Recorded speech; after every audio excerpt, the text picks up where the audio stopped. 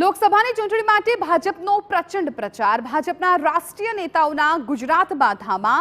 આજે ગુજરાત આવશે સંરક્ષણ પ્રધાન રાજનાથસિંહ। અમદાવાદ, ખેડા અને ભાવનગરમાં ચૂંટણી પ્રચાર કરશે।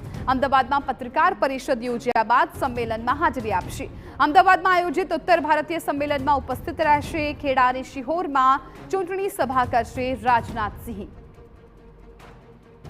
તો ગુજરાતમાં ચૂંટણી પ્રચાર માટે હવે રાજનાથસિંહ પણ આવવાના છે। ઉત્તર ભારતીય સંમેલનમાં ઉપસ્થિત રહેશે।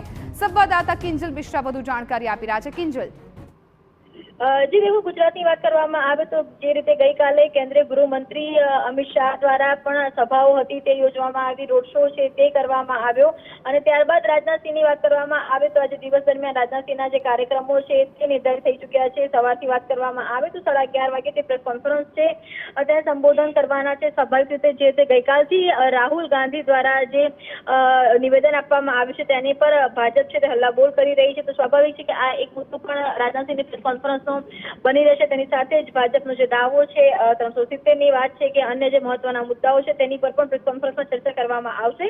ગુજરાતની વાત કરવામાં આવે તો અમદાવાદની અંદર અન્ય રાજ્યમાંથી આવેલા અનેક લોકો છે તે વસે છે। બપોરે 2 વાગે જે અન્ય ભાષા ભાષી સેલ દ્વારા એક આખો જે સામાજિક સંવાદ છે તેનો કાર્યક્રમ વસ્ત્રાલમાં આયોજન કરવામાં આવ્યું છે।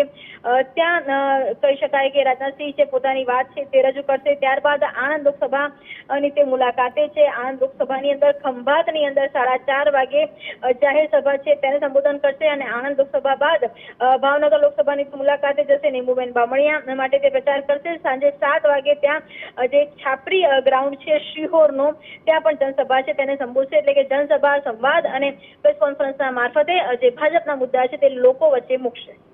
બિલકુલ કિંજલ, આભાર સમગ્ર માહિતી બદલ। તો ભાજપના રાષ્ટ્રીય નેતાઓ છે એ પણ હવે ગુજરાતમાં ચૂંટણી પ્રચાર માટે આવી રહ્યા છે, ત્યારે સંરક્ષણ પ્રધાન રાજનાથસિંહ ચૂંટણી પ્રચાર માટે ગુજરાતમાં આજે તેઓ ગુજરાત આવશે અને ઉત્તર ભારતીય સંમેલનમાં ખાસ તો તેઓ ઉપસ્થિત રહેવાના છે।